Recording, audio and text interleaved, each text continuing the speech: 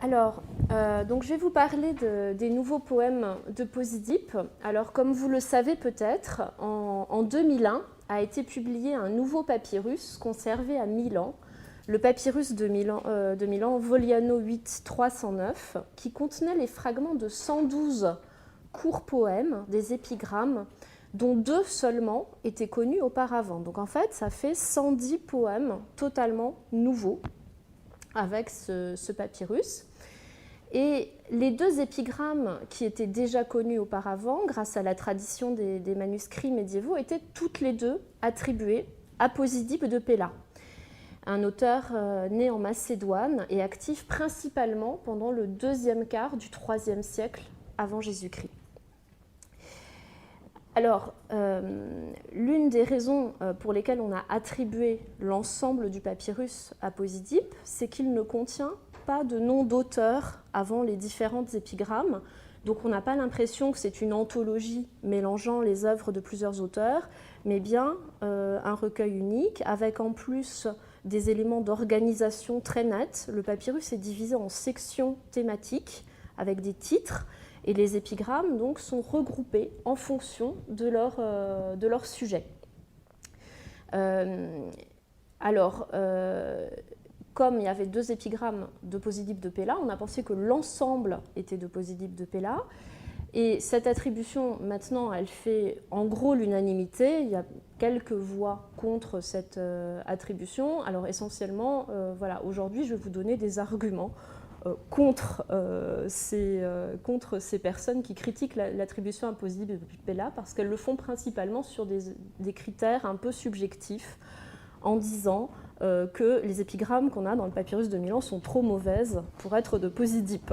Voilà, il y a trop de répétitions, c'est mal écrit, c'est écrit rapidement. Comment est-ce que ça peut être de la main d'un auteur aussi connu que Posidip de Péla, aussi important que Posidip de Péla? Alors, Posidip, c'est un auteur que sa carrière a conduit dans plusieurs cités grecques, peut-être aussi en Asie mineure, où il a certainement composé des épigrammes destinés à être réellement gravés sur la pierre, des textes qui ont pu éventuellement avoir une 2e vie en étant ensuite recopiés dans des livres. Et Posidip a aussi composé en parallèle des épigrammes dites livresques, c'est-à-dire des épigrammes qui n'ont jamais été gravés sur la pierre et qui n'ont circulé que dans des livres de poésie. Il a certainement fait les 2 à la fois.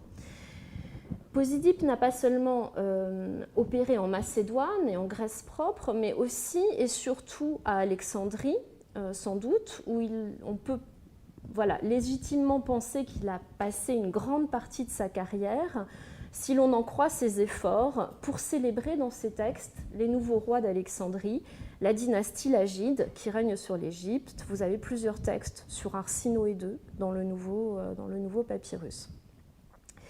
L'une des surprises, des meilleures surprises en fait, qui sont venues avec ce papyrus, en plus du fait de nous apporter des textes inconnus jusqu'alors, c'est qu'il contient un grand nombre de textes évoquant des œuvres d'art ou des monuments. Et en fait, quand on fait le total dans le papyrus de Milan, c'est près du tiers du recueil qui concerne les monuments ou les images.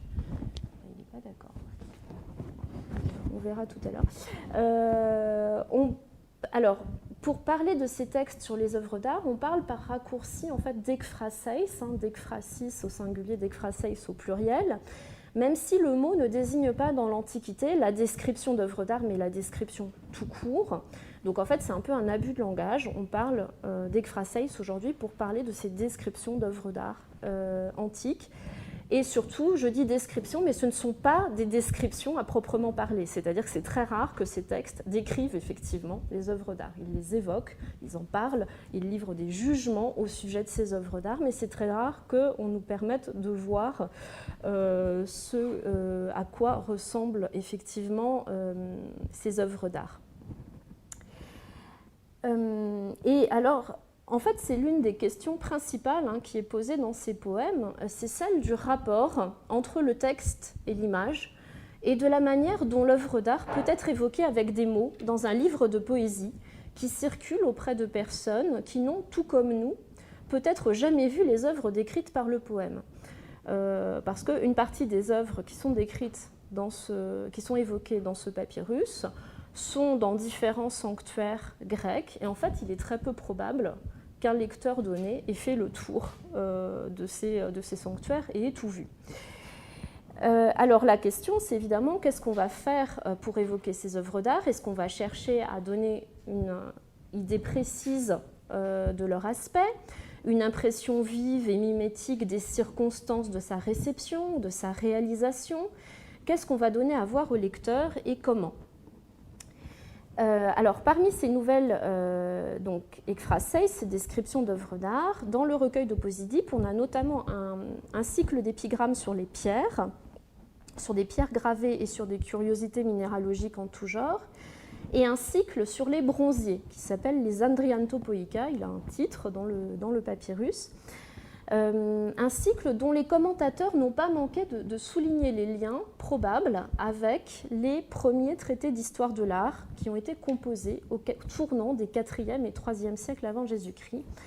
Alors, pourquoi je parle de traités d'histoire de l'art ?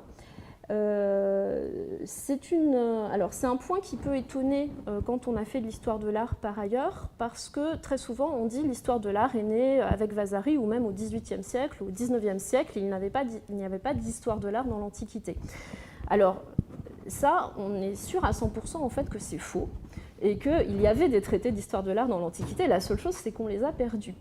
On sait donc qu'il y avait un historien, homme politique, philologue qui s'appelait Douris de Samos et parallèlement à lui un bronzier et un philosophe qui s'appelait Xénocrate d'Athènes, donc deux personnes qui ont été formées par des disciples d'Aristote qui sont de l'école péripatéticienne, qui ont composé des traités sur la sculpture et sur la peinture. Et ces traités, ce sont en fait les premiers traités d'histoire de l'art, parce que ce ne sont pas des traités techniques qui sont destinés à être diffusés seulement au sein de l'atelier, qui livrent des notions destinées aux artistes eux-mêmes, mais des traités qui proposent une approche historicisée des progrès de la peinture ou des progrès de la sculpture et qui visent un public érudits, un public de connaisseurs, de personnes qui s'intéressent à l'art, mais qui ne sont pas des artistes, ou pas en premier lieu des artistes.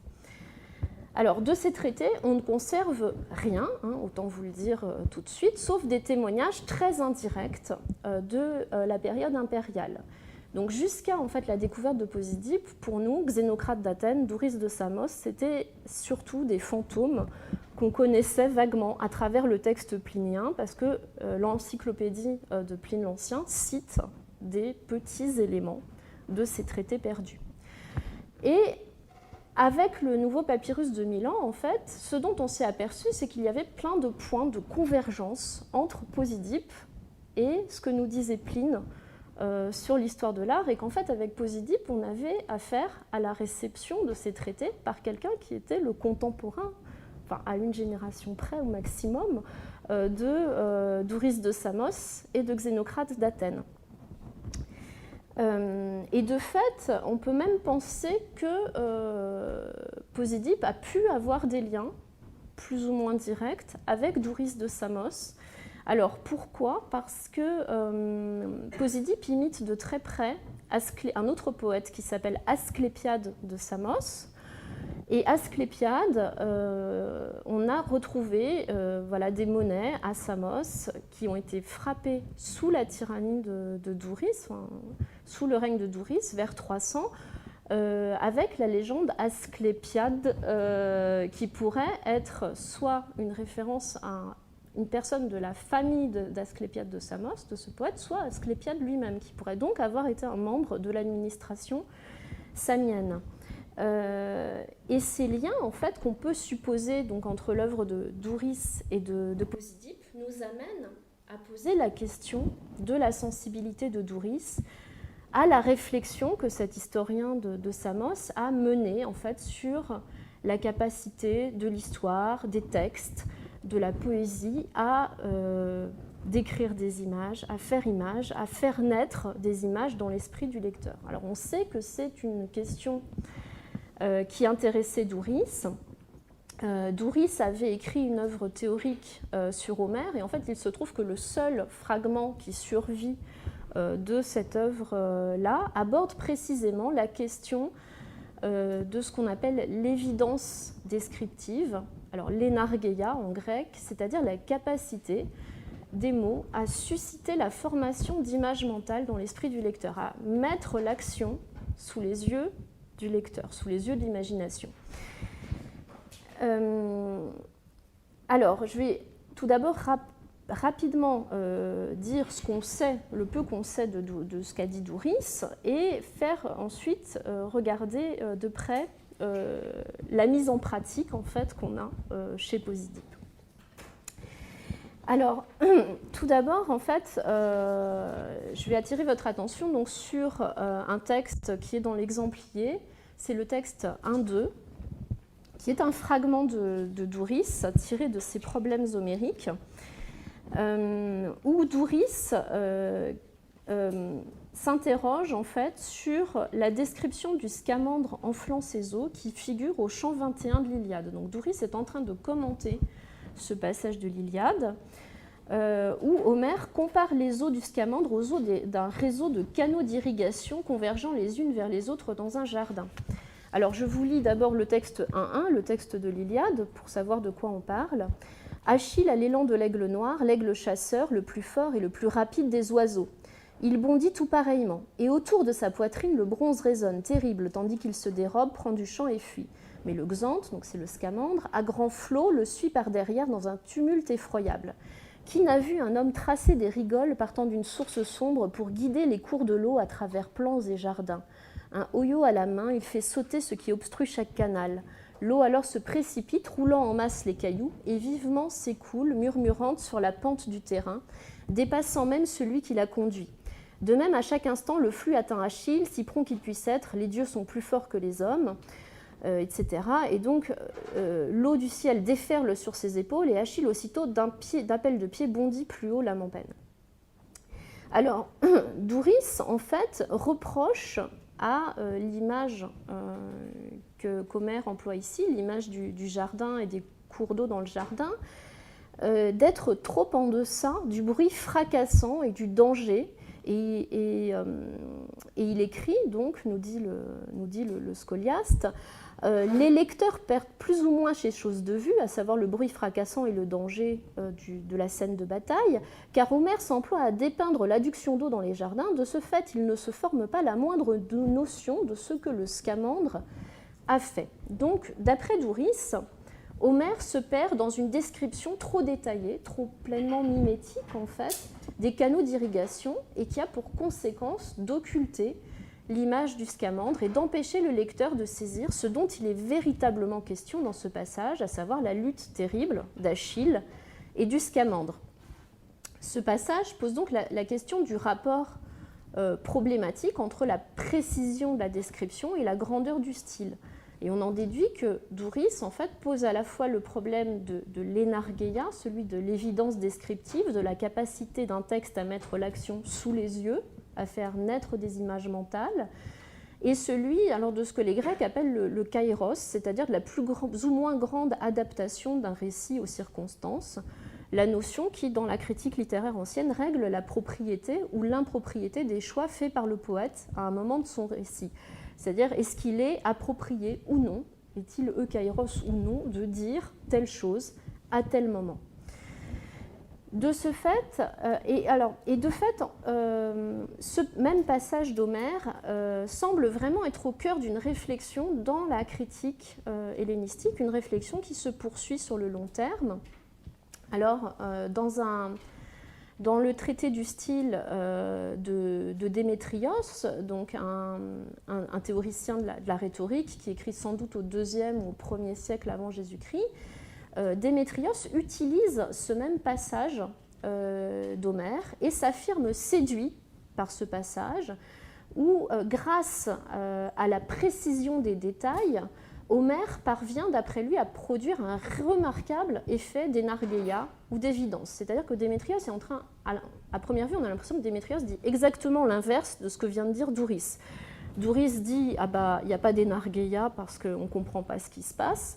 Et Démétrios dit au contraire effet d'Énargeia remarquable. C'est parce qu'en fait, dans l'idée de Démétrios, Homère nous fait visualiser très très bien la scène de jardin, et c'est précisément ce que Douris lui reproche. Il dit on voit tellement bien la scène de jardin qu'on ne voit plus du tout la scène de bataille.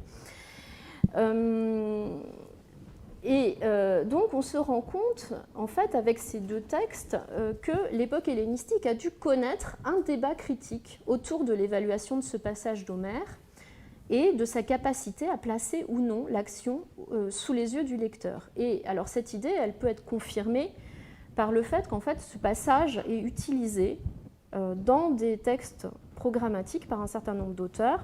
Virgile y fait allusion dans le chant des Géorgiques. Achille Tatius, au tout début de Leucippe et Clitophon, fait aussi allusion à ces mêmes vers d'Homère. Donc on comprend qu'il y a en fait un nœud théorique dans la réflexion des anciens sur la capacité du texte à faire image, qui s'est constitué autour de cet exemple précis.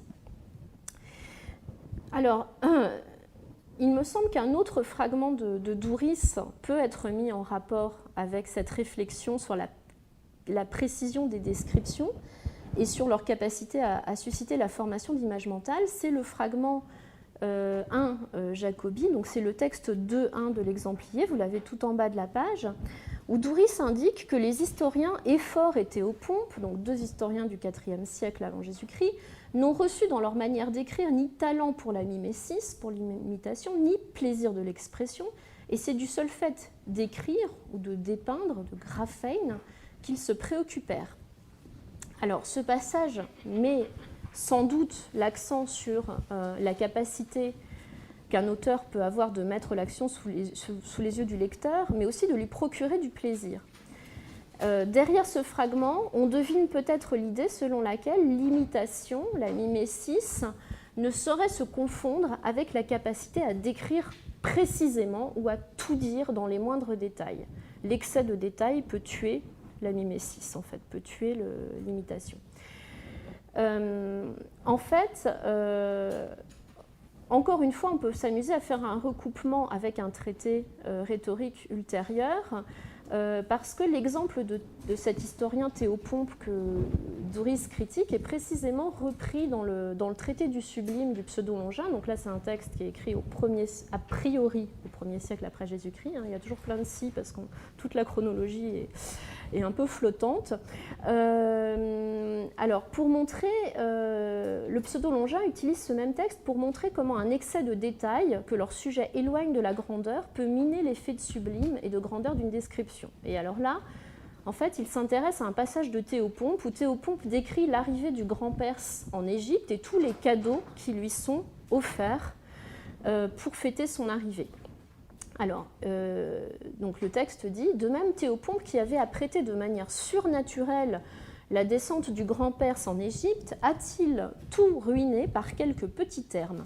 Partant d'un début assez sublime, il s'enfuit dans des considérations bien basses, alors qu'il fallait au contraire faire une amplification. Mais en mêlant au catalogue extraordinaire de tout cet équipage des outrempaux, des condiments et des sachets, il a en quelque sorte dressé l'image mentale d'une cuisine. » C'est ça. Donc on était parti pour nous décrire l'arrivée du grand Perse, tous les cadeaux sublimes qui lui sont offerts, et à la fin, on a juste une batterie de cuisine avec la liste de tous les pots de diverses sortes qui lui ont été donnés.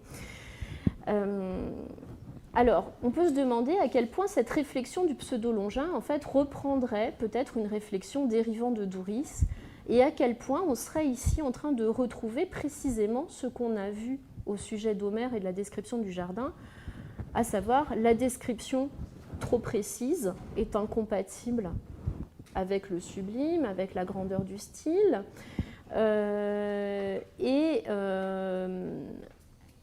l'acribeia, le fait de décrire précisément les choses, n'est pas forcément ce qui débouche sur l'énargeia, sur le fait de mettre l'action sous les yeux du lecteur. Alors, il n'est pas possible de donner dans le peu de temps un panorama complet de toutes les sources qui portent sur l'énargeia. Je vais juste donc dire très rapidement, Alors que cette notion d'énargeia, d'évidence descriptive, on ne sait pas si elle est réellement présente chez Aristote. Il y a un problème de texte, ça peut être énergeia, l'énergie, l'action, le fait d'avoir un texte qui décrit l'action, ou être énargeia dans les manuscrits, et les gens se disputent là-dessus. Donc voilà, on va faire comme si énargeia n'était pas chez Aristote.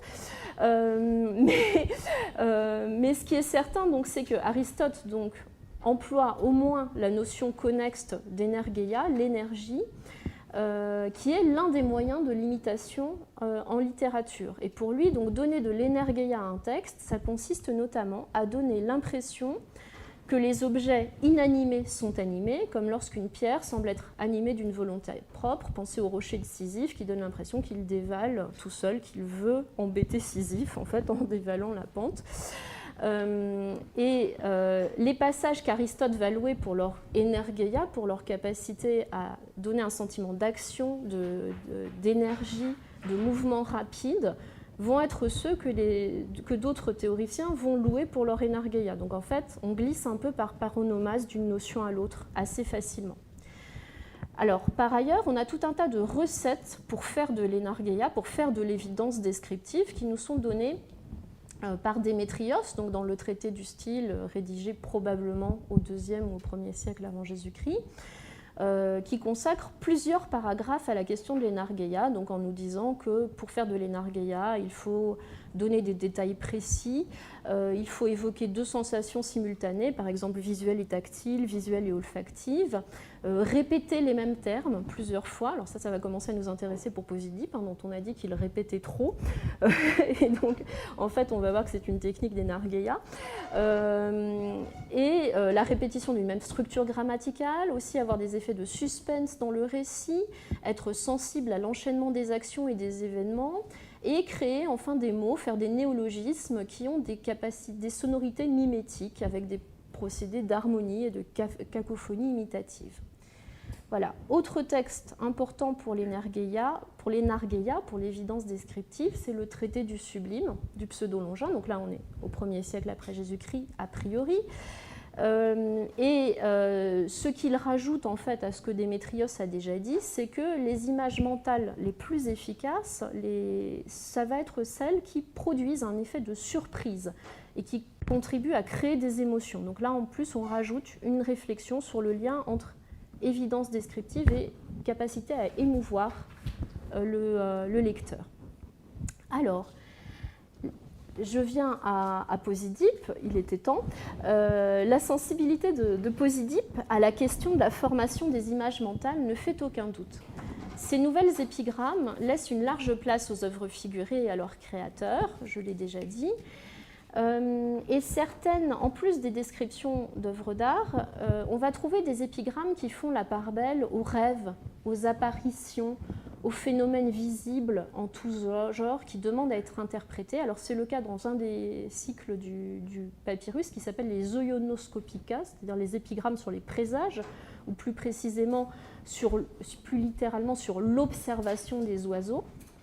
Et à titre d'exemple, je vous ai mis, donc c'est le texte 3.1 de l'exemplier, les premiers vers des 4 premières épigrammes de ces Oionoskopikas, où c'est très frappant, où les épigrammes sont carrément reliées entre elles par la répétition de termes phaneto, phainesto, idone, donc les termes qui veulent dire apparaître, voir, et à chaque fois, en fait, on a un phénomène visible, une image qu'on souhaite voir se former, celle du présage favorable, de l'oiseau qui nous indique que c'est le moment de lancer son bateau, que c'est le moment de partir en expédition. Et immédiatement après, la description d'un mouvement, donc l'énergeia, l'autre versant, celui qu'on a chez Aristote, puisque à l'apparition de l'oiseau fendant les airs doit prestement succéder le départ du navire. En gros, on voit un présage favorable, immédiatement après, on doit engager l'action. Et donc on a vraiment ce lien qui est fait entre représentation de l'action et évocation d'un phénomène visible. Alors, les épigrammes de Posidip se distinguent aussi par la récurrence des termes qui évoquent les images. le regard, la vue, la vision. Alors eikon, eidolon, bléma, opsis, oran, vous en avez vraiment un nombre tout à fait impressionnant si vous regardez les index des éditions. Et on va même retrouver l'expression eiko enargea, ce qui veut dire image vive, avec le terme enarges, dans l'épigramme 74, qui évoque la statue d'un char et son orige, qu'un vainqueur reconnaissant, l'amiral Callicrate de Samos, a fait ériger pour commémorer sa victoire au jeu de Delphes. Alors c'est dans l'exemplier, c'est le texte 3.2. Alors je vais rapidement. Quand cette pouliche concourait à Delphes dans la course des quadriges, elle arriva de légère en même temps qu'un char thessalien et gagna d'une courte tête. Etc. Et les milliers de spectateurs se mirent à clamer tous en même temps d'une voix unanime que c'était elle qu'il fallait proclamer victorieuse dans ce grand concours. C'est dans ce vacarme que Callicrate le Samien a obtenu les lauriers avant de dédier ici aux dieux à Delphes comme une image vive, eiko enargea du concours passé, un char et un orige de bronze.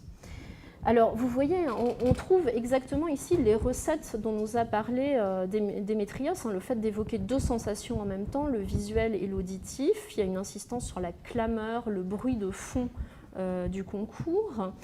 Et aussi une sensibilité donc, à un autre point que Démétrios a cité, qui est l'enchaînement précis des faits et des actions, les parépoména, les actions successives qui débouchent logiquement sur la victoire de la pouliche.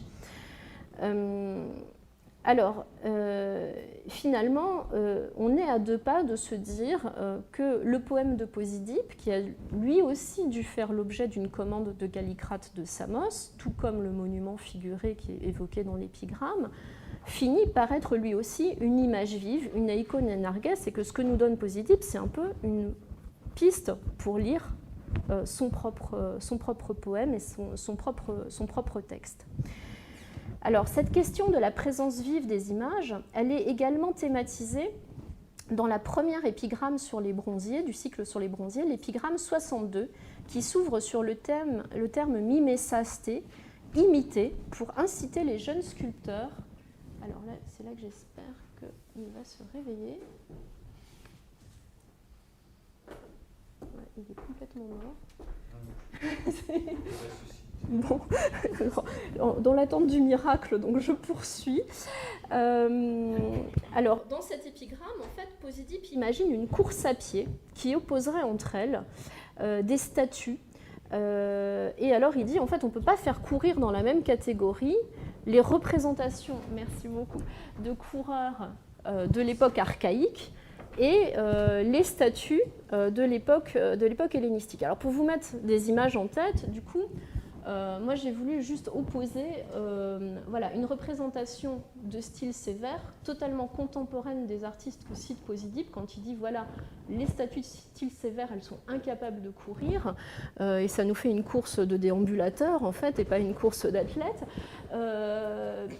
Et en face, voilà, les coureurs de Lysippe, qui ne peuvent pas courir dans la même catégorie. Donc là, on a clairement des statues d'inspiration lysipique, hein, c'est pas Lysippe, évidemment, mais qui sont un Herculanum. Et ici, un athlète de style sévère en train de faire une libation. Voilà, et c'est le type d'image, même si c'est évidemment pas ces sculptures-là auxquelles pensait Posidip ou dont il attendait que ses lecteurs visualisent, c'est quelque chose qui est tellement récurrent dans l'art grec que c'est très facile en fait de mettre des images de ce type sur ce que dit Posidip. Alors le fait que ce que Posidip présente comme une boutade sur l'art grec soit en fait un moyen de penser la question de l'imitation et de la mimésis en littérature, on y saute très facilement et très rapidement dès lors qu'on s'aperçoit que la première épigramme du cycle, en fait, elle a deux modèles littéraires essentiels. D'une part, la 5e Néméenne de Pindare, où Pindare commence par dire « Je ne suis pas un bronzier parce que moi, mes poèmes, ils bougent », tandis que les statues, sous-entendu les statues de style sévère, hein, qui sont aussi contemporaines de Pindare, sont incapables de se mouvoir. Mon chant va dans tous les ports, sur tous les bateaux. Les statues des bronziers restent figées sur leur base, incapables de se mouvoir. Et ce que nous dit Posédipe, en fait, c'est voilà, les choses ont changé. Du temps de maintenant que Lysippe est passé par là, l'art peut s'élancer comme la poésie, et donc on peut faire des parallèles qu'on ne pouvait pas faire du temps de Pindare. Enfin, je pense que c'est ça qui est derrière.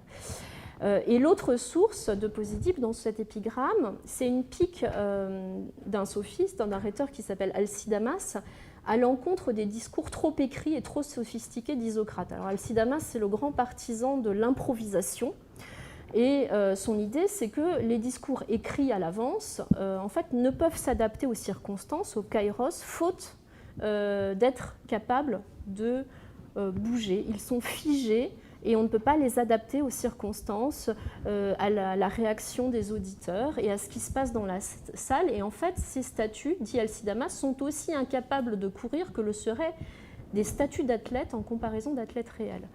Voilà. Et donc, ces deux textes-là, ils sont derrière ce que dit Posédipe. Posédipe fait des références, des allusions à ces deux textes. Et ça nous permet de penser qu'en fait, il est en train de présenter, par le biais des arts figurés, une réflexion sur la mimésis en littérature. Alors, la suite de la section sur les bronziers confirme son intérêt pour la question des moyens stylistiques qui vont permettre aux sculpteurs de produire l'illusion de la vie. Alors, il va insister, par exemple, sur les émotions qu'on ressent face aux images. Et il y a un couple d'épigrammes qui met particulièrement en valeur la question de l'Enargeia. C'est les épigrammes 67 et 68, où en fait c'est un couple d'épigrammes qui fonctionnent comme des opposés. Alors je les ai cités dans l'exemplier, c'est dans, je crois, la section 3.5. La section 3.5, je vous ai remis 4 épigrammes qui forment un petit cycle autour de Miron. Et dedans, donc, il y a l'épigramme 67, c'est la deuxième, et l'épigramme 68 sur le colosse de Rhodes. Alors l'épigramme 67, elle parle d'un char miniature sculpté par un artiste archaïque, Théodore de Samos, que Posédipe présente dans son recueil, dans une autre épigramme, comme étant le contemporain d'Anacréon, et quelqu'un qui même reproduit la lyre du poète Anacréon dans une gemme. Donc vous voyez qu'il y a un jeu sur les dialogues entre le poète et le sculpteur. Dans cet épigramme-là, donc, il nous parle d'un char miniature sculpté par Théodore de Samos, qui est un artiste donc, de la fin du VIe siècle avant Jésus-Christ, un artiste archaïque, contemporain de Polycrate, contemporain d'Anacréon et d'Ibycos. Ce char miniature, en fait, il est mentionné par Pline. Donc, quand je vous disais que voilà, on retrouve l'histoire de l'art de Posédipe chez Pline, c'est un exemple précis. Pline nous apprend en fait que ce char miniature, c'était un détail de l'autoportrait de l'artiste Théodore de Samos. Alors ne me demandez pas si c'est vrai que Théodore de Samos a fait son autoportrait, je n'ai aucun élément pour l'affirmer, pour prouver le contraire, voilà. Donc Pline nous dit Théodore tenait entre ses mains un char miniature dont il peaufinait les détails avec une lime. Donc c'est l'image du travail de la lime qui ensuite est reprise dans la critique littéraire. Et ce char miniature, donc là, il est décrit par Posédipe qui ne mentionne pas l'autoportrait, mais juste le char, et avec des effets d'Enargeia très visibles. Alors, d'abord, Posédipe met en valeur les termes liés à la vue, l'œil du spectateur qui scrute celui minuscule de l'aurige du petit char, obseille, tu verras, avec des répétitions des mêmes termes. Donc c'est même cité dans les articles qui disent que le recueil de Milan n'est pas de Posédipe pour dire regardez comme c'est mal écrit, c'est plein de répétitions. Eh bien non, ces répétitions, elles sont totalement volontaires, c'est un effet d'Enargeia. Posédipe fait ce qu'on lui a appris à faire en rhétorique et en poésie.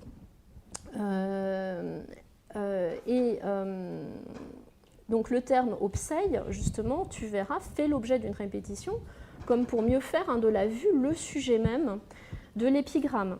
Posidip prête également attention aux étapes successives de la réception de l'image, puisqu'il énumère tous les détails de l'image sur lesquels l'œil du spectateur va successivement s'arrêter, avec une progression.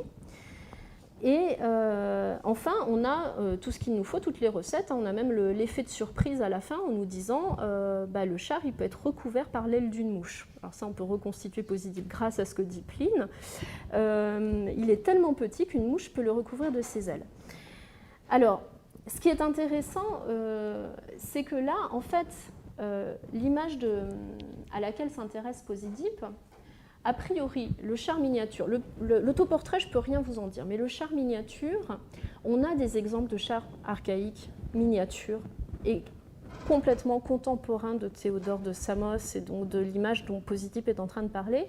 Et ce sont des chars votifs qui sont en général offerts pour commémorer une victoire dans des jeux, avec une petite dédicace à Apollon. Alors là, on a un exemple, il ne reste plus que la roue. Peut-être qu'il y avait que la roue, d'ailleurs, et qu'il n'y a jamais eu de char autour. Donc une roue, elle ne peut pas être recouverte par l'aile d'une mouche.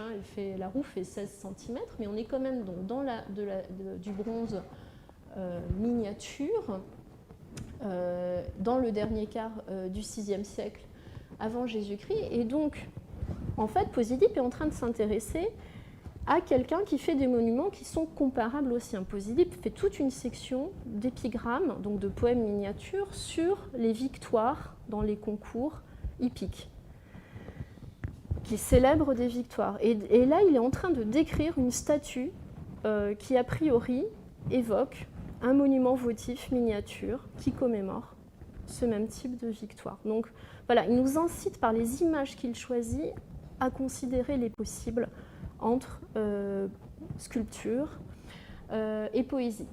Et par ailleurs, l'image qu'il choisit, elle a aussi un intérêt immédiat pour les artistes qui sont ses contemporains, puisque qu'est-ce qu'on est en train de faire à Pella en Macédoine ou en Thrace ou en Grèce du Nord au IIIe siècle avant Jésus-Christ comme œuvre d'orfèvrerie?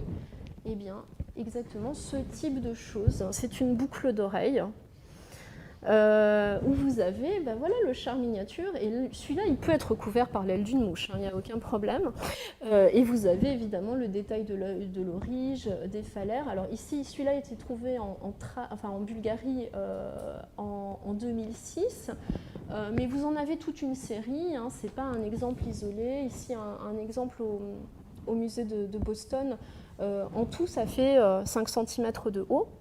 Donc il y a tout un travail sur l'orfèvrerie miniature tout à fait contemporain de Posidip sur ces chars miniatures qui représentent des petites victoires qui sont voilà, des bijoux pour des princesses ou pour voilà, de nobles dames de l'époque.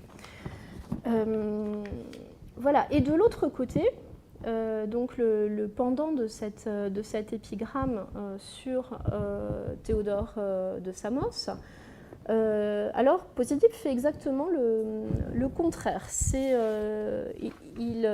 Il prend le contre-pied, il va nous parler du colosse de Rhodes, donc de la plus grande statue jamais réalisée dans l'art grec.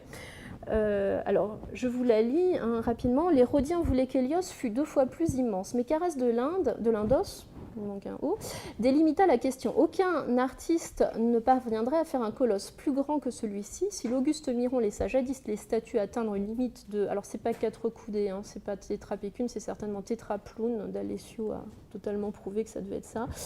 Et donc, c'est 4 fois, en fait, la taille humaine pour Miron. Carès fut le premier à réaliser dans le bronze une figure dont la taille peut être comparée à celle de la Terre. Voilà, donc on est passé de la mouche à la Terre. Et qu'est-ce qui se passe? Donc là, pour évoquer cette sculpture immense, Posidip prend une attitude tout à fait différente. Alors, d'une part, quand on lit son poème, il est impossible de s'imaginer l'aspect du colosse de Rhodes. Alors ça, certainement, ça posait aucun problème à ses contemporains parce que pour le coup, c'était une image connue. Donc, il n'avait pas le même besoin aussi de représenter la chose. Alors, pour vous permettre de vous mettre des images en tête, en gros, vous imaginez la Statue de la Liberté. Alors, on ne sait pas avec certitude, hein, mais il y a de fortes chances que cette statue qui a été retrouvée à Santa Marinella soit une réplique de petite taille du colosse de Rhodes. Et là, je vous ai mis la reconstitution de Moreno, qui a de bonnes chances d'être correcte. En fait, c'est faux. Voilà, non, ça c'est une représentation moderne. Et en fait, on s'est aperçu que ça ne pouvait pas marcher, que l'espace entre les jambes était trop grand et qu'en fait, il se serait effondré avant même d'avoir été fini. Donc c'est... voilà. Et on a d'autres éléments qui permettent d'appuyer cette reconstitution. Même si tout le monde n'est pas d'accord, hein, en histoire de l'art, personne n'est jamais d'accord de toute façon. Donc c'est très compliqué. Mais voilà, vous avez cette image. Et donc précisément, Posidip ne l'évoque pas, hein, contrairement à ce qu'il fait, à l'exercice d'acribologia, de description précise qu'il fait pour le char miniature. Ce qu'il évoque, ce sont les circonstances du contrat c'est une mimésis du contrat entre Carès et l'Hérodien. Combien est-ce qu'on va le payer? Est-ce qu'il va la faire assez grande?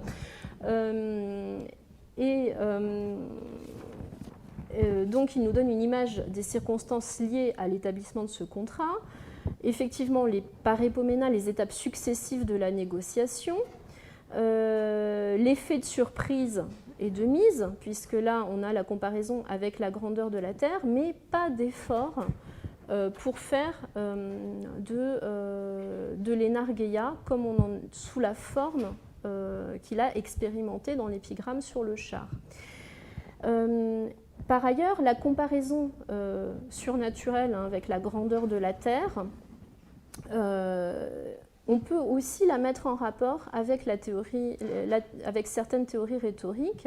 Alors là encore, je vais faire un bond dans le temps, aller vers le pseudo-longin, le 1er siècle après Jésus-Christ. Dans le traité du Sublime, le pseudo-longin consacre un chapitre, hein, le chapitre 9, à ce type d'image, les comparaisons relatives aux dieux, quand Homère dit que les chevaux de Poséidon d'un saut vont bondir jusqu'à l'horizon, aussi loin que peut voir le regard. Le pseudo-longin dit, voilà, quand on fait ce type de choses, quand on compare la taille d'un objet, d'un personnage ou d'un mouvement divin aux dimensions de la Terre, on introduit dans le poème le sublime des idées, comme savait le faire Homère, et comme échouait à le faire Hésiode, parce qu'en fait, Hésiode mettait des images trop concrètes sous les yeux. Et justement, à ce moment-là, il commence à dire, voilà, Hésiode, il nous montre la morve au nez des déesses, et ça ne va pas du tout. Voilà, et donc l'idée, c'est de former à ce moment-là, dans l'esprit du lecteur, une image surnaturelle, dit le pseudo-longin, qui se caractérise par son exagération et par le fait qu'on ne doit pas l'aborder en termes purement rationnels. De la même façon, ici, le colosse, on ne peut pas le rapporter aux dimensions de la Terre, c'est certain, ce n'est pas une image qu'on peut aborder en termes rationnels, alors qu'en revanche, l'image de la mouche, je vous ai montré avec l'orfèvrerie qu'on peut l'aborder en termes rationnels. Le char et la mouche sont commensurables, la Terre et le colosse ne le sont pas. Donc je pense qu'en fait, Posidip était parfaitement conscient de ce type d'une réflexion très complexe sur la capacité à former des images mentales dans l'esprit du lecteur, qu'il nous aide aussi à voir qu'un certain nombre d'éléments qu'on va trouver chez le pseudo-longin, chez Démétrios, dans des traités rhétoriques ultérieurs, étaient déjà bien en place au IIIe siècle avant Jésus-Christ. C'est juste qu'encore une fois, c'est comme pour les traités d'histoire de l'art, on a tout perdu. Et donc, on ne sait pas quelle est la théorie contemporaine, mais elle est manifestement très avancée. Alors, on peut s'amuser à faire la liste, je ne vais pas le faire, hein, de tous les procédés d'Enargeia de Posidip en reprenant les chapitres de Démétrios, et à chaque fois, voilà, on voit que pour chaque catégorie du pseudo-Démétrios, de Démétrios, on va trouver une vingtaine d'occurrences au moins dans les épigrammes de Posidip. Donc il pratique la répétition, il pratique la sensibilité à l'enchaînement des événements, Les effets d'harmonie imitative, j'ai pas du tout le temps d'en parler, mais il fait des choses tout à fait remarquables et il cite précisément les passages, il fait allusion aux passages d'Homère qui sont commentés dans les scolies pour ce type de choses, pour des harmonies imitatives. Donc l'Enargeia, en fait, l'évidence descriptive revêt chez Posidip des formes variées et on perçoit chez cet auteur un intérêt singulier pour la transformation d'une occasion précise d'un moment de vie en eikonargas, en image vive. Et alors je voulais achever sur l'image du Kairos de Lysippe, parce que ça c'était ce qu'on connaissait de Posidip, l'une des épigrammes sur les œuvres d'art qu'on avait de Posidip avant la découverte du papyrus de Milan. Elle n'est pas dans le papyrus de Milan. Là encore, ça a fait dire à certaines personnes que eh bien, si le Kairos n'est pas dans le papyrus de Milan, ça veut bien dire que ce n'est pas de Posidip, parce qu'il n'a quand même pas remis dans le papyrus de Milan. Enfin, on n'a pas remis dans le papyrus de Milan ce qui était son épigramme la plus remarquable sur une statue en bronze. Alors, en fait, je pense que le Kairos de Lysippe est tout à fait cohérent avec ce qu'on a dans les Andriantopoïka. C'est juste que voilà, ça nous montre que le corpus qu'on a est juste un fragment vraiment infime de la production effective du poète. Et l'intérêt de Posidip pour le Kairos de Lysippe, je pense qu'on peut lui aussi l'expliquer en rapport avec cette réflexion sur les liens entre théorie littéraire et théorie de l'art, parce que cette image, donc, elle présente la particularité remarquable d'être une image personnifiée de l'occasion, du dieu de l'occasion, le Kairos, ou pour le dire autrement, un instant instable qui est transformé par le sculpteur en une image destinée à durer.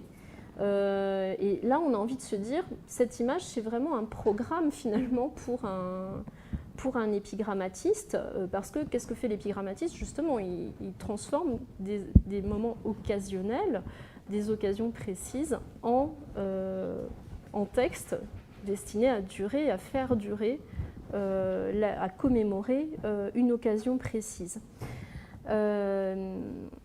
Voilà, et c'est ce qu'on va trouver dans son recueil avec effectivement l'instant décisif où la cavale va se tendre de tout son corps pour passer la ligne d'arrivée, celui où le noyé qui est pressé de toutes parts par les vagues est finalement englouti, celui où le sérum élaboré par un médecin génial va sauver le patient qui était en train de rendre son dernier souffle. En fait, dans tout le recueil de Milan, quand on regarde bien, ce qu'on a, ce sont des instants décisifs de ce type, où le sort d'une personne est en train de basculer. Et enfin, voilà, c'est mon dernier mot. L'une des épigrammes concerne une mère qui succombe tout en donnant la vie. Enfin, alors ça, c'est un motif qu'on va retrouver énormément dans l'épigramme impérial, mais c'est une surprise, là encore, de le trouver chez Posidip. On disait que c'était des épigrammes épidictiques, que c'était des choses développées à l'époque impériale par des rhéteurs un peu décadents. En fait, c'est déjà chez Posidip. Et Posidip donc, décrit voilà, un moment où une mère qui est en train d'accoucher se fait piquer par un serpent, et donc meurt tout en donnant la vie et craint, en fait, elle est rongée de crainte parce qu'elle pense que le venin du serpent va tuer son enfant.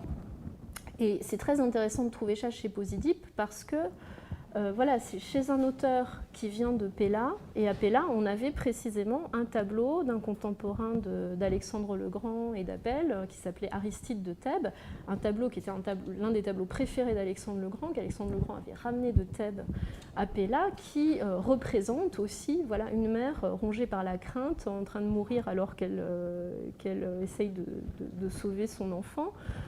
C'était une représentation d'un siège de ville. Alors vous connaissez tous, je pense, la traduction qu'on a fait de la croix dans le massacre de Kio. On a une mère qui est en train d'allaiter son enfant alors qu'elle meurt et elle a peur que son sang se mélange au lait et que l'enfant soit finalement empoisonné. Et en fait, la description qu'on a de ce tableau chez Pline, voilà, on va retrouver quasiment une traduction en latin de ce que Posidip est en train de faire dans son poème sur la mère qui meurt en étant piquée par un serpent. Donc on voit qu'il y a vraiment une réflexion très cohérente, sans doute avec voilà, un gros noyau à Péla, en Macédoine, autour d'Aristote, autour de Théophraste, et que Posidip a été formé à cette école-là.